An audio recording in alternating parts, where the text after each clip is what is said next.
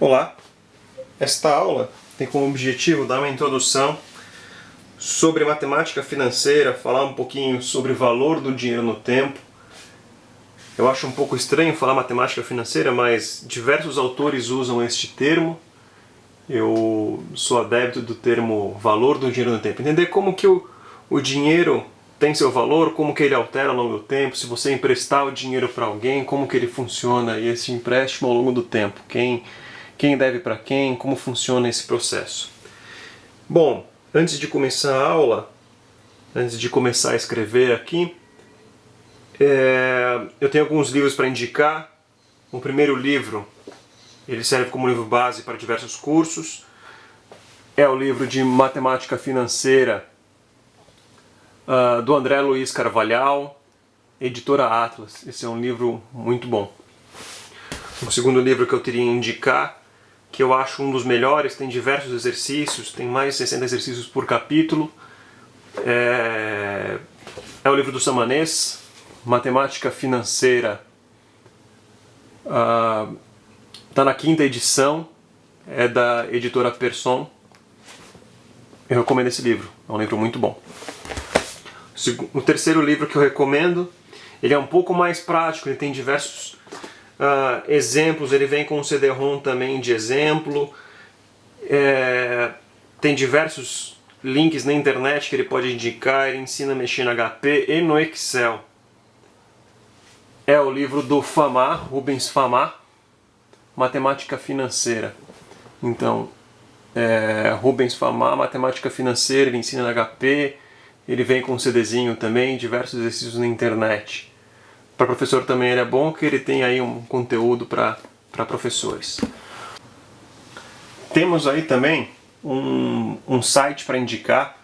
Eu acho que para quem tem dúvida em matemática, estatística, tem um site, é um site americano, Khan Academy, KhanAcademy.org. Entra lá, se cadastra, você pode se cadastrar com um e-mail de aluno, tem professor também pode se cadastrar e montar uma série de exercícios, ele pode fazer uma videoaula lá, tem diversos vídeos lá que podem ajudar os alunos e os professores a explicar. Bom, falando um pouquinho aqui ainda, voltando ao assunto lá, introdução para matemática financeira, entender como que funciona este princípio, nós temos que entender que qualquer relação financeira ela depende basicamente de dois grandes agentes, o superavitário e o deficitário. Então nós temos lá um superavitário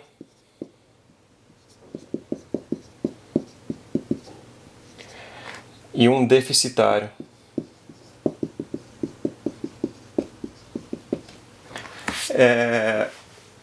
Ambos têm uma relação super importante para finanças. Este cara, o superavitário, é quem tem dinheiro para emprestar. O superavitário, ele ganha mais do que gasta, então ele tem uma sobra financeira, ou ele pode precisar de recursos para poder investir em outros locais. O deficitário, por outro lado, ele é o cara que precisa de recursos. Ele necessita de recursos para realizar algum tipo de investimento, ou para pagar uma dívida, ou para alavancar a empresa, como é visto em finanças corporativas. Então, este cara é quem necessita de recursos. O superavitário, ele tem recursos, o deficitário necessita de recursos. Então, toda a relação financeira é balanceada entre estes dois. O superavitário empresta dinheiro para o deficitário e o deficitário devolve dinheiro para o superavitário. Quando essa relação é feita de 1 para 1, um superavitário, um deficitário, ou quando você tem um valor pequeno, essa relação é feita direta. Então, por exemplo, empréstimos de pai para filho, amigos para outro amigo. Não recomendo muito fazer isso não, mas se tem lá empréstimo de amigo para amigo, de uma empresa para outra empresa, investidor para alguma empresa, essa relação direta, quando não envolve muito valor, ela acontece. Essa relação de empréstimo era baseada em alguns fatores. Um deles é tempo. Quanto tempo essa relação vai ocorrer? Quanto tempo esse dinheiro vai ficar emprestado? 1 ano, 2 anos, 3 anos, 4 anos, 20 anos. A relação de risco. Quanto tempo? Qual é o risco dessa pessoa não te pagar? Qual é o risco do superavitário emprestar o dinheiro para o deficitário e o deficitário não devolver o dinheiro para o superavitário? O que acontece aí? O que esse cara vai fazer com esse dinheiro? A forma que o recurso vai ser utilizado. Então, qual é a forma que esse recurso vai ser utilizado? Quem vai utilizar? Qual que é o tipo do projeto? Aqui, imagine o seguinte, você vai emprestar o dinheiro para alguém que vai procurar petróleo, só que nunca encontrou petróleo em determinado local. É a forma de uso. Como que esse cara vai aplicar, como que ele vai emprestar, como que ele vai aplicar, utilizar esse dinheiro. Dependendo da forma, você tem mais garantia que esse recurso vai voltar ou não. Você tem diversas garantias que vai voltar. Além disso, você tem um fator que é extremamente importante, que é a inflação. Quanto o seu dinheiro é desvalorizado ao longo do tempo? Qual o seu dinheiro sofre impacto pelo aumento dos preços de outras ferramentas? Então, você vai emprestar dinheiro para alguém, mas se você emprestar R$10 hoje, você consegue consumir os mesmos produtos, as mesmas coisas daqui a 1 ano com esses R$10? Muito provavelmente não, porque as coisas aumentam de preço, ele sofre um valor, ele sofre uma alteração de valor. Se você pegar um Red Bull aí há 5 anos atrás, 10 anos atrás, ele custava R$4, R$5. Hoje você vai em algum lugar aí, ele custa R$9, R$10. Se for uma balada, ele custa R$15. Então, pegar 10 anos atrás, 5 anos atrás, ele custava R$5. Dobrou de preço. Então, essa alteração de preço, alteração de valor, é a famosa inflação que aí ocorre ao longo do tempo. Voltando aqui, falar sobre tempo novamente, esse cara nos influencia sobre a liquidez. É importante também termos o conceito de liquidez. Quanto tempo nós conseguimos retornar o dinheiro? Quanto tempo aquele dinheiro demora para voltar para a nossa mão? Eu tenho como exemplo, para tornar a liquidez, por exemplo, o Gol. Vamos pegar o mercado de carro. Pega o Gol 1000. O Gol 1000, você compra ele, passa 1 ano, você quer vender, ele é super fácil de você vender. Você vai numa agência e fala, olha, eu tenho esse meu Gol 1000 e eu quero vender esse Gol 1000. Facilmente você vende. Obviamente ele será desvalorizado pelo desgaste, pelo tempo de uso, pelo valor de mercado. Ele te paga um pouco a menos, mas é extremamente fácil vender esse carro. Por outro lado, você pega um carro conhecido como PT Cruiser, que é o carro das noivas. Em São Paulo virou moda aí durante um tempo o PT Cruiser. Se você compra um PT Cruiser, você fica 1 ano com ele, você dançou, você vai ter uma dificuldade tremenda de vender ele, nem todas as agências conseguem aceitar este carro, eles não querem este carro. Então você tem uma dificuldade de tornar este carro dinheiro. Por isto, ele tem uma liquidez baixa. Você demora para tornar esse cara recurso. Então, eu vou colocar aqui como tempo, um complemento do tempo aqui embaixo também, liquidez. Desculpa aí pela letra, hieroglifo, mas um dia eu aprendo a fazer o recurso no computador, como na lousa mesmo.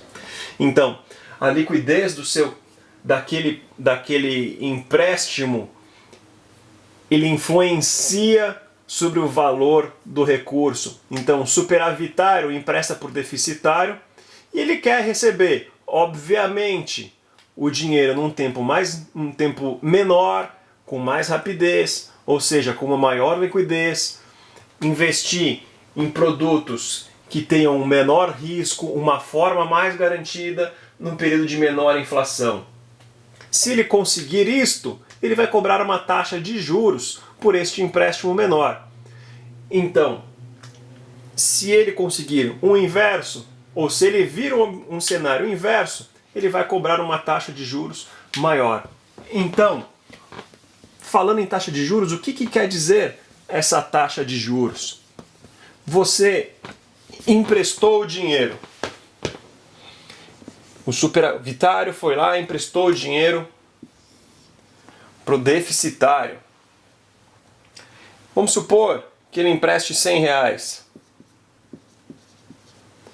para esta pessoa.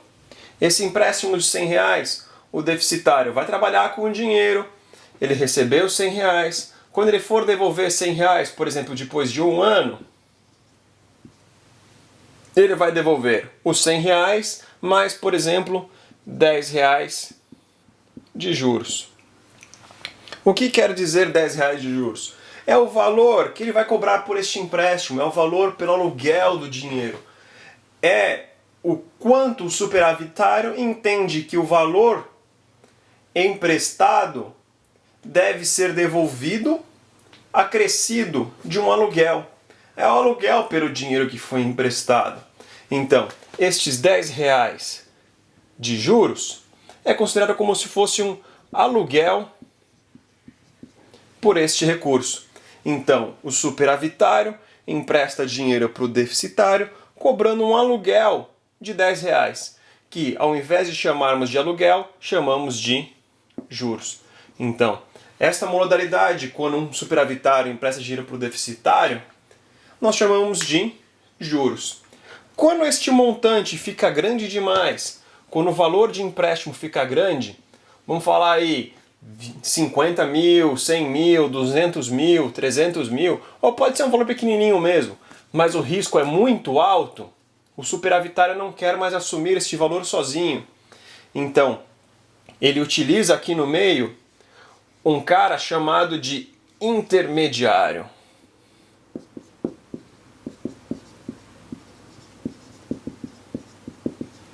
Este intermediário são os famosos bancos, bolsa de valor, corretoras e aí vai. Então, o superavitário coloca o dinheiro dele no banco, no intermediário, o intermediário repassa para o deficitário, este intermediário ele passa a assumir o risco sobre o dinheiro.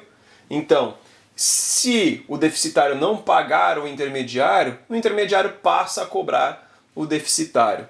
E aí, o deficitário devolve o dinheiro para o intermediário, que repassa ele para o superavitário.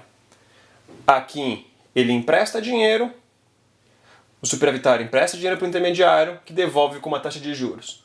O intermediário empresta para o deficitário, que devolve com uma taxa de juros. E aqui tem um spread bancário. É o famoso spread bancário aqui que é composto. Bom, aqui encerramos a primeira parte, explicando qual que é o conceito de juros, para que ele serve, como que ele é formado.